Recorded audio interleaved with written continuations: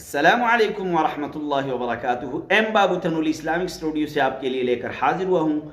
इंतहाई ज़रूरी मसाइल, आपकी ज़िंदगी में पेश आने वाले मसाइल, अक्सर व बेशतर आपकी ज़िंदगी में पेश आने वाले मसाइल में आपके लिए लेकर हाजिर होता हूँ।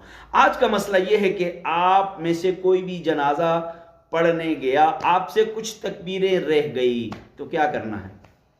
आप जनाजा पढ़ने गए, आपसे एक या दो तकबीरें रह गई, अब आपको मसले का नहीं पता आप क्या करेंगे, और आपने किसी आलिम से आज तक पूछा भी नहीं और आपको किसी ने बताया भी नहीं, तो याद कर लीजिए, मसले को समझ लीजिए, गौर से और तवज्जो से समझ लीजिए। अगर आप जनाजे में गए, आपसे एक या दो तकबीरें रह गई या तीन तकबीरें रह गई, अब आप क्या करेंगे। जब इमाम सलाम फेर ले, इमाम के सलाम फेरने के बाद जनाजा उठाने से पहले, मैयत उठाने से पहले आपने सिर्फ तकबीरें कह के सलाम फेर देना है। आपने सिर्फ तकबीरें कह के सलाम फेर देना है।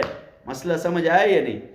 एक दो तकबीरें रह गई, तीन रह गई, आपने जब इमाम ने सलाम फेर दिया, आपने क्या करना है, मैयत के उठाए जाने से पहले आपने सिर्फ तकबीरें कहनी हैं। जो रह गई थी वो तकबीरें कह के सलाम फेर देना है। आपने कुछ पढ़ना नहीं उसमें, दुआएं वगैरह। उम्मीद है कि आपको समझ आ गई होगी। अगर आपको समझ आई है तो दूसरों को समझाने के लिए शेयर ज़रूर करें। अस्सलाम वालेकुम।